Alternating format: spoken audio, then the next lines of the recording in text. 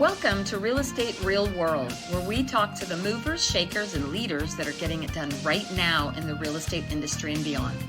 I'm your host, Marguerite Crespillo, and I started this podcast simply dedicated to calling people about what's really happening in this crazy roller coaster ride of real estate. Be sure to subscribe on iTunes and stay up to date on the newest stuff by adding yourself to the list at www.realestatereal.com. Now, let's dive into the world of real estate. Hello, everybody. It's Marguerite. And guess what time it is? It is time for Real Estate Real World, where we get to talk to all the cool people. And my next guest is, I have just been so entertained by her and gotten to know her since I've worked with her at eXp Realty over the last few years. And she's an extraordinary human being. And when she was telling me about her bio, these are the hot things that we highlighted. She has closed a transaction every single week since 2016. Every week has closed a deal. So that's 50 plus deal, whatever, 48, 52 weeks in a year. That's a lot of business, right? That's pretty amazing. She's also a 4-time icon at eXp Realty, which is a feat in its own, quite an accomplishment. But the best part, she's got a pet duck, which I can't wait to hear about. So please, everybody, welcome Robin Mann to Real Estate Real World. Ooh, I'm so happy to be here. I'm so happy you're here. We were supposed to meet a while back and you got bit by a spider. Dude, I did, and my leg is, you'd think I live the country life. I don't. I do. I'm like a country life wannabe. But yeah, I think they say things bite you in your sleep. Apparently it's true. So Yeah. So you don't live in the country? Do you have a little bit of land or what do you have? no, we're faking it right now. We've lived in this house 13 years. It was the house we bought before I was a realtor. I've been a realtor for 9 years. And no, we actually live in an HOA and we have 5 chickens and a duck. Your HOA lets you have the chickens? I read the bylaws and there was a loophole and I leaned into the loophole. So it's actually legal to have them. So it's nothing. I do live in the country. I live on 5 acres. We live in outside of the Sacramento area. So we live on 5 acres and we've lived here 30 years. We bought this house 30 years ago. Nice. And we have chickens. We have 20 chickens. We have these fluffy chickens. If you are paying attention to my reels, I posted a reel of this little baby white chicken that's fluffy. So cute. She's so cute. We're hoping it's a she, hoping it's not a he. And we have enough roosters. And we have 2 mini horses. We have a goat. We have 3 dogs, 3 cats.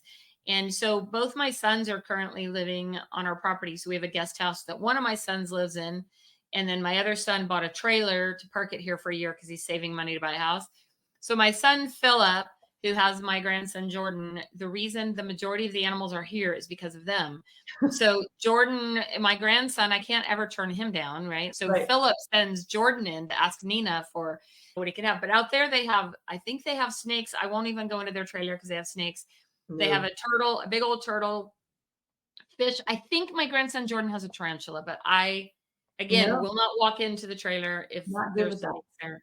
I have a love on that turtle, but not the snake or the tarantula. Nope. No, I feel blessed to be in the country, but again, we have a lot of animals. Now, of course, all my kids are grown. I'm like, who's taking care of the animals? Me. It's actually become very therapeutic for me. I don't live in the country. We want to. We aspire in 24 to make that happen. And so we've begun that process of thinking where and when and all that.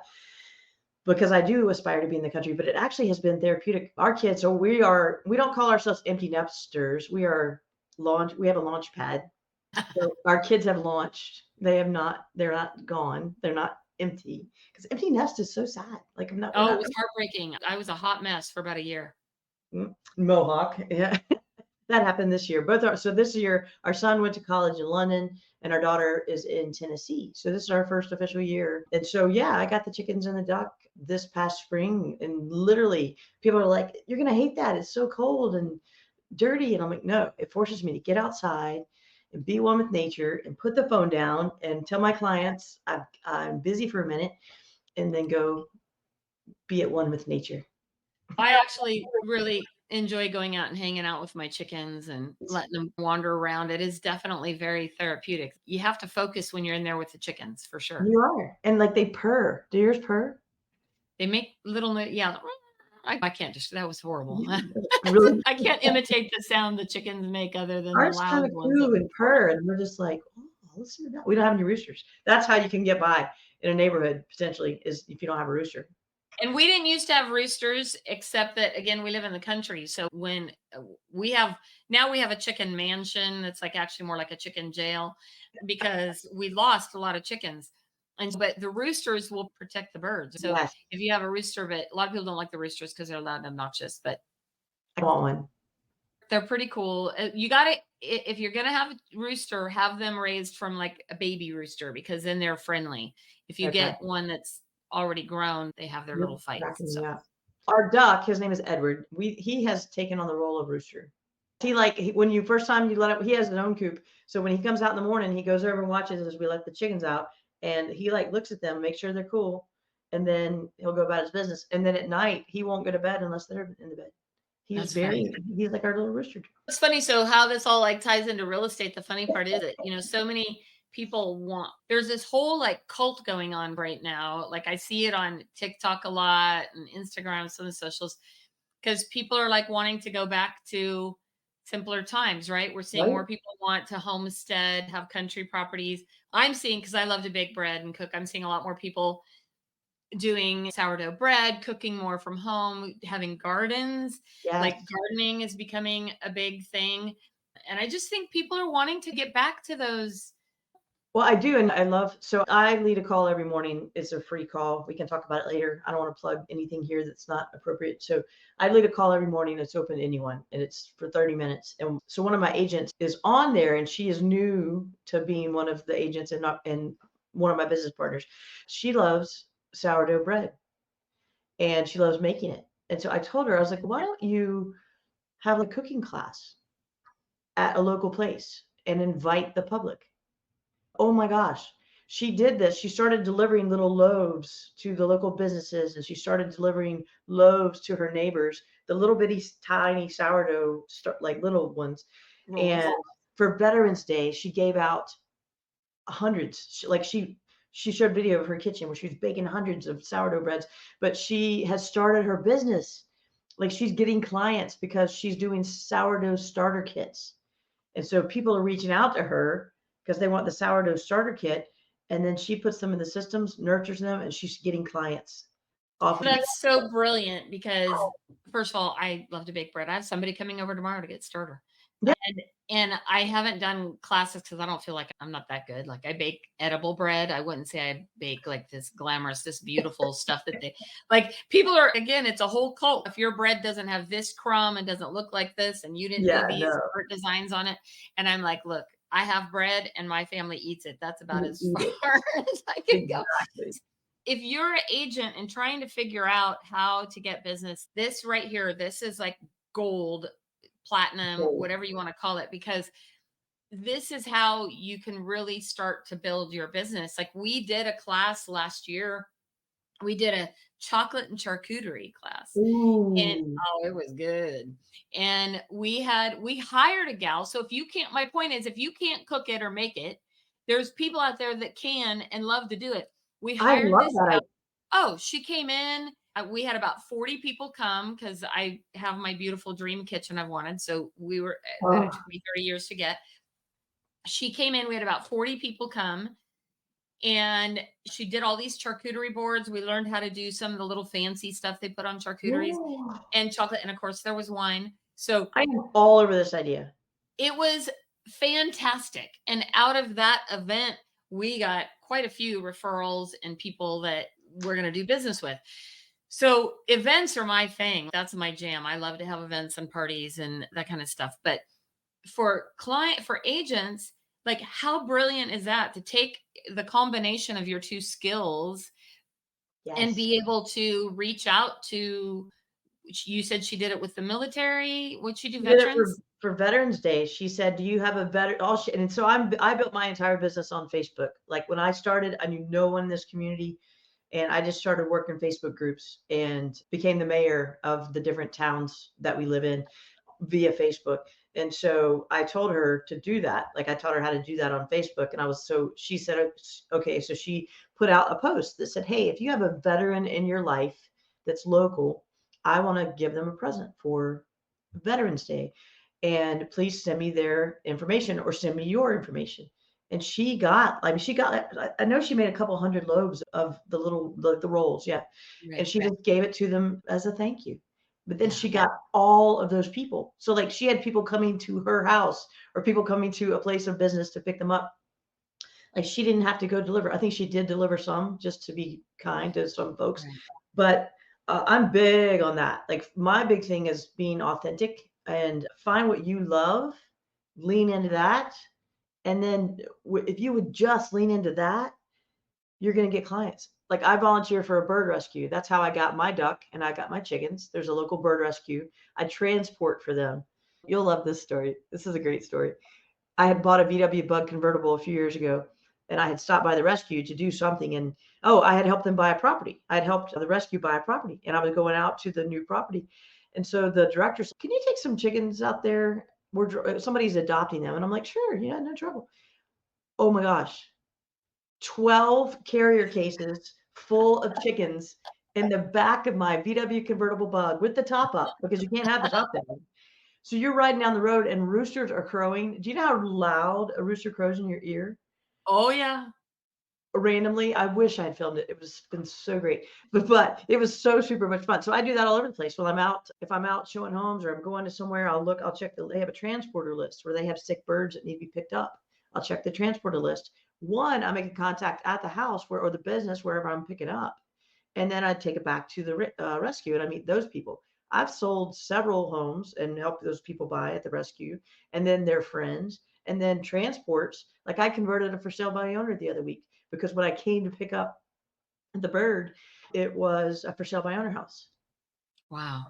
And I just went in. We talked about the bird, and then I'm like, "Why are you doing it for sale by owner?" So let's go back to you said you started. So it sounds like you must have relocated to Charlotte. Where did you Mhm. relocate from? So we had lived in North Charlotte, which is 45 minutes to an hour from where we are now. We had lived there 8 years, and then we moved to Charleston, South Carolina for 8 years. And then we moved back to Charlotte, but we moved to South Charlotte. So literally, we knew no one. We moved here for my job, but then I worked in churches then. I was a director of youth and family ministry at churches, and the church kind of imploded, and so I had to find a job. So I got a blood job. It was a great job. Then Wally and I talked, and I was like, I've always wanted to do real estate. And I'm always know more than my realtor knows. And we took out a credit card. We had no money. I took out a credit card, and that's how I did the class. I failed the class 3 times. Not the class. I failed the test 3 times. I And failed it sometimes. you did? But there's a lesson in that. That's the root of learning real estate is about being tenacious and not giving up. Well, because I think so I don't know about you, but I have had a tendency in my past more so to just wing it. I'm like, how hard can it be? It's a test. Okay. I just thought, no big deal. And so I took the test. I was like, dang it, that was hard. I guess I'm going to actually have to study. Yeah. Yeah. And back when I took my test, I just celebrated my 30th year in real estate Wow. in DC. And Awesome. so back when I had to take my test back then, it was all paper and they had to mail you the results into a month for them to Oh, mail you the results. It was like awful, awful. Now you go in and you find out when you're done. yeah. So I yeah, cried. good old fashioned 30 years ago, we did things very differently. I cried with the ladies, and then when I passed, we all cried happy tears. It was great. They were so great. But yeah, so I didn't know anyone, and I was like, "All right, how am I going to do this?" Because I worked 2 full-time jobs my first 9 months. I worked at a blood center, setting appointments, and then I was when I wasn't there 8 to 5 at every break, and in the evenings and the weekends, I did real estate. I got my first listing. I got licensed April, and I got my first listing in May. And then Wow. I did 9 deals. That first 9 months, I did 9 deals while I was working a full-time job. And it was just I was relentless. I was like, "I am going to make this work." And I did. But it's a numbers game. It's putting in the reps. 100%. I think that I love when people talk about numbers because numbers don't lie to you. Numbers tell you which direction to go and whether you're doing the work or not. And I remember my brother used to always say, everyone wants to go to heaven, but no one wants to die. So they want all the results, but they don't want the work. It's definitely a hustle game. Like you have to be constantly filling your funnel, constantly meeting people, adding to people, building your database. It's valuable. So, how did you do a lot of that on Facebook? You said Facebook was your key to getting things going. Yeah, so I had started watching Facebook, just what are people doing with it and how are people using it? And when I had moved from Charleston to Charlotte, I had used Facebook to find moms and to learn about the schools. And so I had utilized it in a way that I was like, once I became a realtor, I was like, like there's a secret. So I created a moms group. It's a local moms group, and no realtors are allowed in. It's my group. I've got currently, I believe we're at 18,000, and I did start it that many years ago. Wow. Yeah, 18,000 people in your mom's group? hmm and it's That's great. very active. Like it's not a bunch of spam. It's moms in there asking about breastfeeding and pediatricians and stay-at-home mom sadness and what are we making for dinner? And I need baby diapers and I need formula and I'm selling this high chair. It's mom stuff. And Wow. then the moms come in and say, "Tell me about this school. We're looking at this school." There's your sign. If Right. they're looking at a school, they're looking to move. Or they'll come in and being the admin is handy because if you just have a questions in there, what do you hope to get out of this group? They'll say, I'm moving to the area. I want to learn. Boom, you friend request them and you've got a lead. In the beginning, a lot of people were tagged, and it's still there. I'm not always the only realtor that's tagged, but now I do have a little fan club in there that if somebody mentions anything, they say me. They'll tag Robin. They'll still tag other realtors, and I'm okay with that. I don't want it to be like a monopoly, but I do get to have a little control over that. But the point of the group has nothing to do with real estate. Right. Point of the group was that I'm a mom. I have mom advice. I can help moms. And it was a need in our community. The cool thing is we made the news a few years ago because during the formula shortage, that all the moms would go on and shoot pictures. Hey, Walmart has this formula, Walgreens has this. And so we made the news because we were helping each other. So it's moms helping moms, Charlotte. I So love that. I love that. And it's funny because I'm a little out of touch with all that. And because my kids are all grown, my youngest is 27 now, except that I have my 28-year-old, I have a grandson who's 10 months old. So I've gone back into this whole baby world and yes. wow, it's a whole different, like all the stuff that they have now. I'm like, how did any of us survive? I know they I, do have crazy cool stuff. You're still a mom. And that's why I was like, because my kids are 23 and 22. And I was like, I'm still a mom. Like, I can do this. and So, we have raised him, so we have the advice, right? Like I'll never forget this one gal who made a comment that she knew so much more than me about her 6-month old because she had a psychology degree and child oh, development degree. I'm like, oh, okay. I said, I bet that's going to come in handy. Wait till they're yeah. 14 and they talk like crap to you. And you're like, wait, where's my book? Hold on. Yeah. Let me find that chapter. Yeah, find the chapter when they lose their mind between 12 and 22. But the secret to doing the group is to feed it. It's the same as everything else. You can't just start a Facebook group and they were like, that Robin man was crazy. I did one and it didn't work.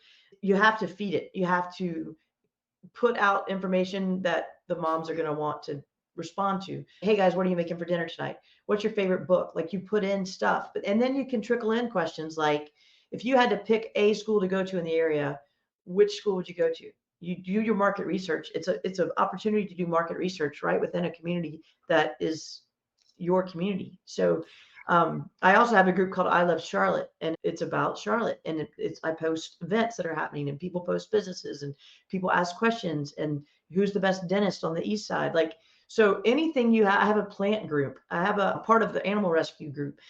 And if you want to be luxury, you want to be horses and farms, find the groups, go be in them. Don't realtor vomit on them. Nobody cares about your open house. And that what I love about that is it's actually really hyper local too. We're not competition. I'm in Northern California. You're on the, complete other side of the country. So you can look at things like that about being more specific. I'm cracking up about the sourdough thing because I have literally probably given away 20 things of sourdough starter. I never even thought to take it to the next level and say, hey, let me Right. get your information. But there is Facebook groups are a thing, but you're right. I really think people need to understand on Facebook groups the importance of the engagement in them. Because if you don't keep the engagement high and you don't put in the effort and you don't put in what needs to happen, those groups, they They go by the struggle. wayside. Mhm.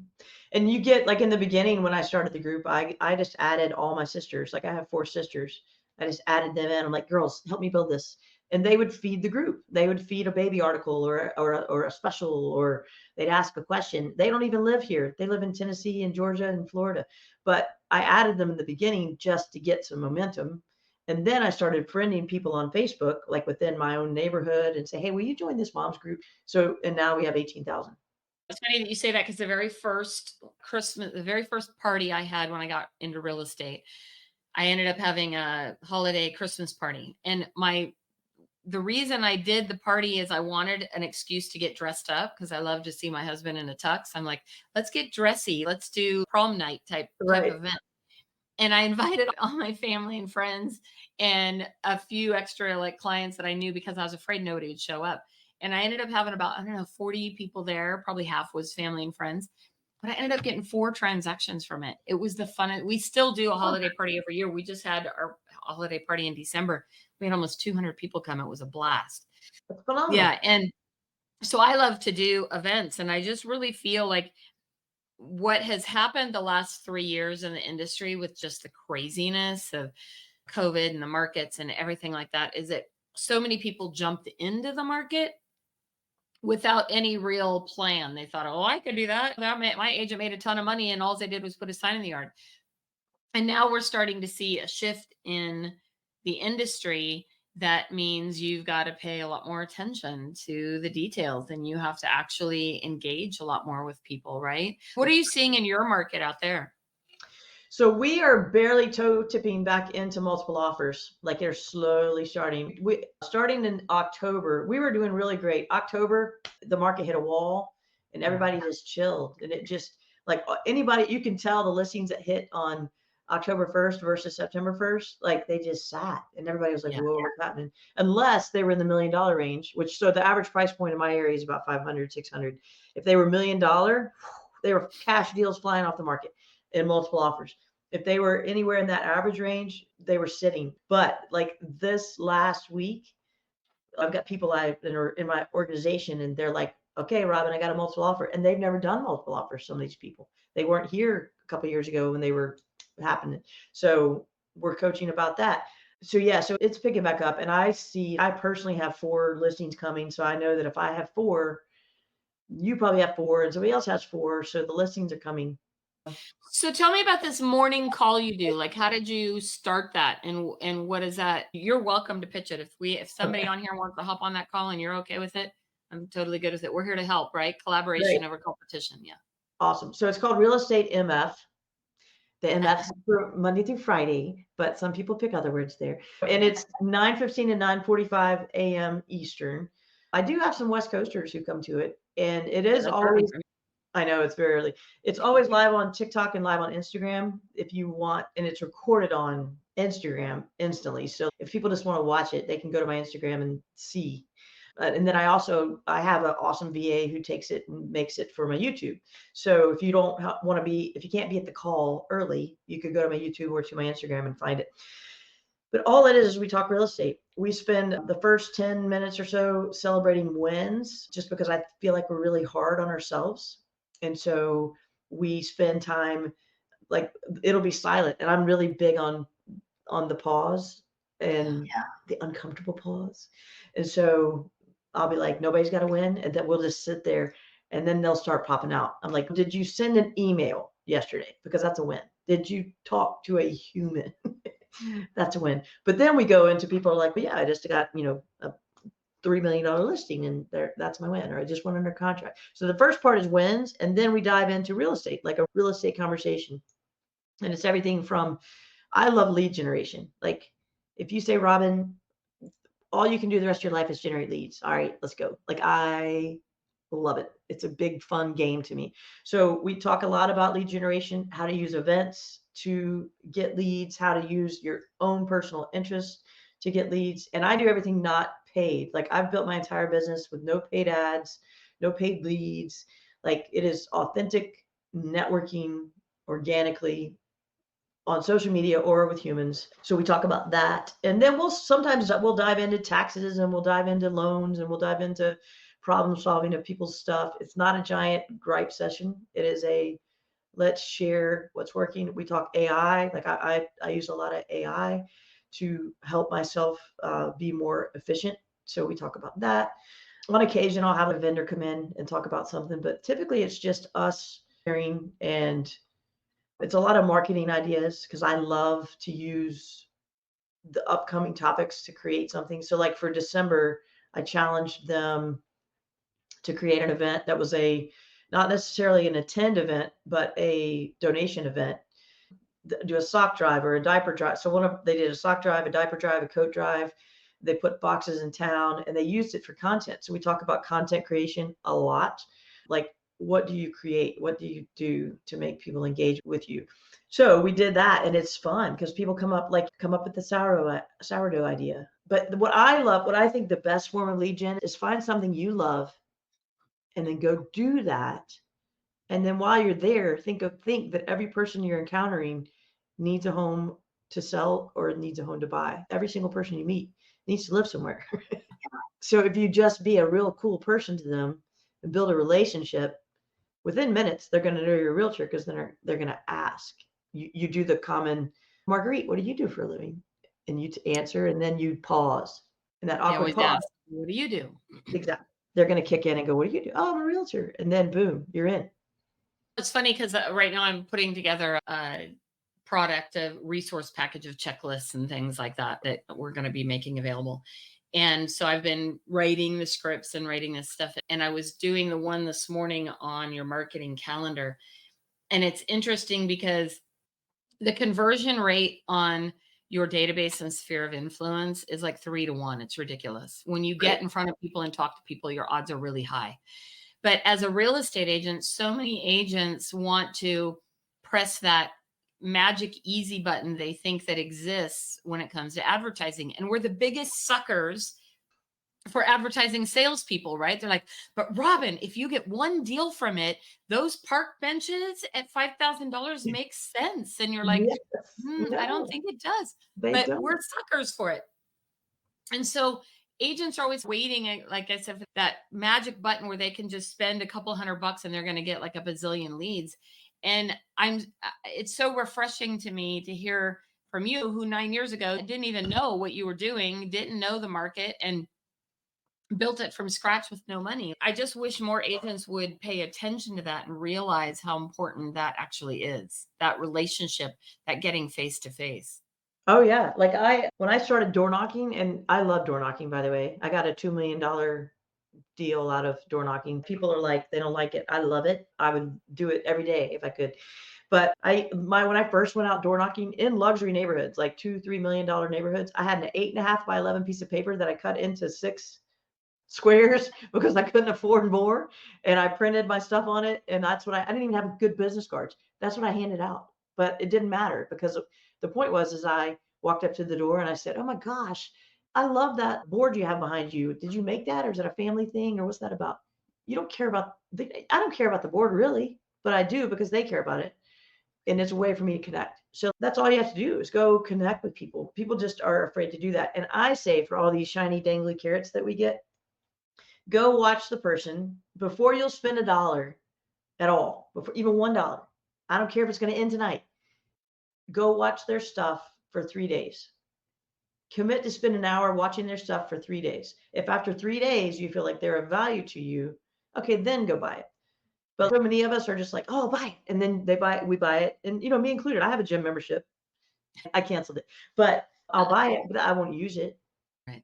And we got to stop doing that. Like, I yeah. agree 100%. And I just think as an industry, we need to remember to go back to the basics and get in front of people. Like, this is a relationship business. Mhm. And the better you become at building and maintaining those relationships, the better that you will do. And I'm proof of that 30 years in. And I know. That's so many amazing. people call me. Like, now I'm selling homes to people's kids, not yet grandkids, but kids.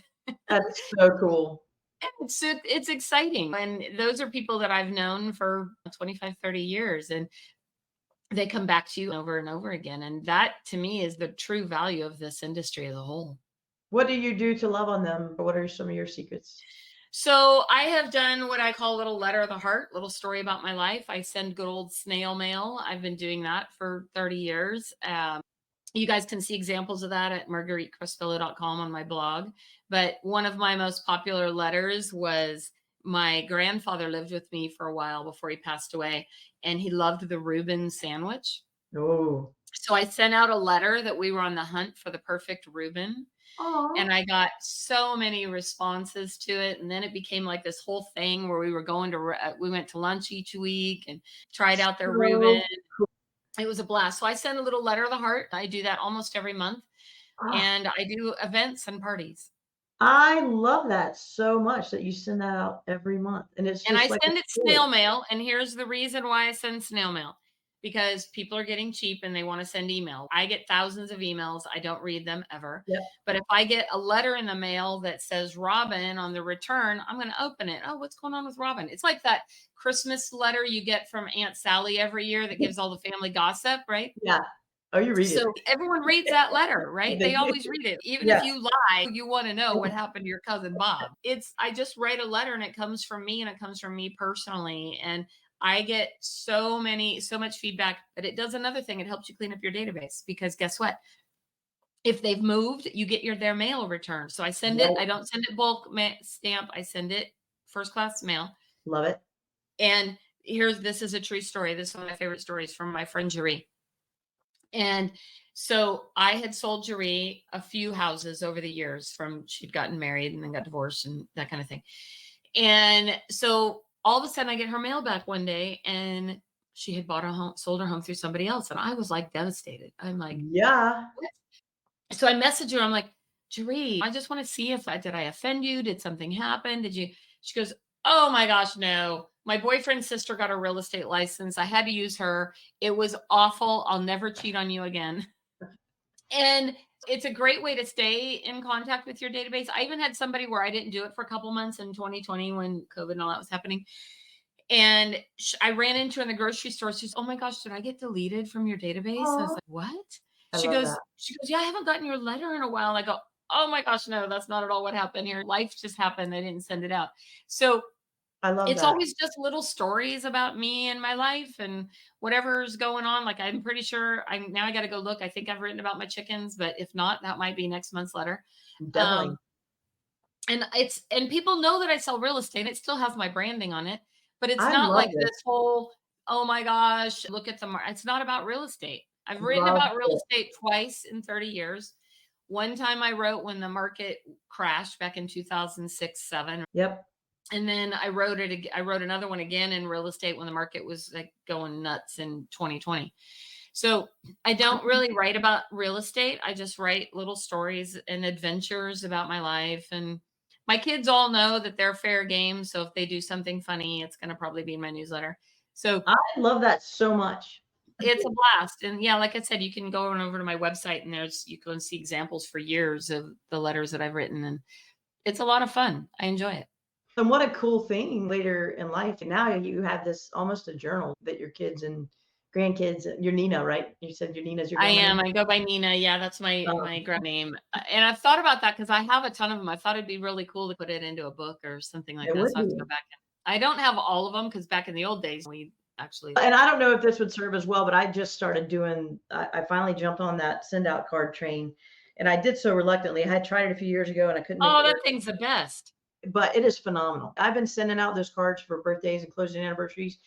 I've gotten more feedback doing that than I have on anything I've done. It has been so beautiful. People are like, where did you get that picture? Because I'll spend time scouring their Facebook and I don't do the pictures of the studio photos I do or professional photography stuff. I do the stupid candid ones that they love because they put it out on Facebook and use those. And it is getting such nice feedback. But I love doing the love letter. So And I'll I'm tell gonna you do that I have used send out cards for since probably 2008 or 9. that. Okay. And I love it. And we'll post a link to it if anyone wants to check it out. But the thing that I love about it, I did one years ago, this is a true story. I went to their house and the mom was pregnant with 8 or 9 months pregnant with their son. And they had a little girl who was like 3. And the little girl was like so excited about her big brother. And her baby brother, and she wanted to get a house in time for the baby brother to be there. So I took a picture of her and I put it on a card and said, searching for a home for baby brother, and sent it out to them. The next time I went there, it was sitting on their fireplace mantle. Like, I love it. loved it. So I took Well, pictures and sent them out, and I love send out cards. I did well, and that's why I decided to do it finally. I've got 2 sitting here that I've had sitting here for 8 years, 5 years. Like, people keep them. So then, and I'm on the back of it, so, like, I make it fun. But I love that. I'm gonna use your letter of the heart for Valentine's Day, because I try to send out a Valentine. I do. I send out a I don't I the try is a bad word in my world. We don't say the Yeah. word try. So you're either gonna do it or you're not. So every year I send out a Valentine, and it's usually to everyone, to my past database or current clients. And because I love Valentines, and I think it's sad when people don't get them. So I make sure to send them. And I do something fun. The one year I put in Pop Rocks, Oh everybody, my gosh. they thought they were getting anthrax. They like, Robin, I got this envelope from you. I was like, it's just Pop Rocks, man. I didn't kill you. I wrote a book called The 100 Things I Love About You. I'll send you a copy. Oh, And it's all about, it's like a Valentine's Day I little love book there. that. I'll send one out. You got to send me your address, because we'll send it out to you. I But know. so I'm actually been promoting my book for Valentine's Day coming up, because Oh, it is the story of mine and Joe's relationship. We've been together 38 years in May. We've been together. We've been married 33. Yeah. woo! So it's a cool book. It's a book that has like a whole little journal in it of places that you can actually write the 100 things that you love about the person that you love. I I'll am send you. full in love with that. We've been married 26. What year? So we're in 24, 28. Ooh, wait, wow. 98, 26. We married 26 years. We've been together 32. Yeah. So When I met Joe, I was 22 years old, and he was 33 and super smoking hot Italian. He's actually not Italian, he's Spanish. I always tell him he wants to be Italian, and he wants to be Spanish. So, I'm Spanish. Yeah, well, Wally. Robin, it's been a huge honor having you today. You were going to talk about Wally. I'm sorry I cut you off. Tell me. Oh, I'm sorry. He picked me out of the freshman women that when we walked in the cafeteria, he called dibs. And I met him that day, You were in college or high school? college. Oh, So, yeah, it was wow. cool. I met him that night, and when I met him, I sandwiched him in a hug. I was like, he is so cute. So I sandwiched him in a hug with a woman who knew him, and that was all she wrote. That So was it. Rest is yeah, history. That's yeah. wonderful. I Wonderful. love this so much. I want to just call you every day and talk to you. You can. You'll have my number, so you can definitely call and chit chat. You need to come out to visit in California. So if you ever come out to California, you have to come stay with me. I have a whole guest suite you can stay in, and you can come hang out with the chickens. And Yeah. now my grandson's been wanting to get ducks, and I told him no ducks, but now I might have to get him a duck. But If you get them a Scovy duck, they don't have to have water. oh, We good can to talk know. about it. I can tell you more. Robin, thank you so much for joining us today. This has been a true pleasure. I can't wait to see you live and in person, give you a big hug. And Yes. thank you so much for being on the show. We're going to have to definitely follow you for more duck stories to follow. Definitely. Thank you so much. Thank you, everybody, for joining us again on Real Estate Real World, where we get to talk to all the cool people. See, was cool. So be sure and follow us on all your social media channels, and feel free to share with your friends. Your reviews help us move up there in the rankings. So thank you again for joining us on Real Estate Real World, and go out and make it a great day. Thank you for joining us today on Real Estate Real World, where we talk with masters and leaders in the real estate industry and beyond on how we can raise the bar in our industry. Please subscribe over on iTunes, and while you're there, be sure to give us a review. Your reviews encourage us and help others to find our podcast for show notes and hot topics on what's going on right now in our real estate industry. Also, hop on over to www.realestaterealworld.com and add your name to our email to get early advance notice of upcoming podcasts. Thanks again for listening, and go out there and be a part of the elite masterclass and raising the bar on the real estate industry.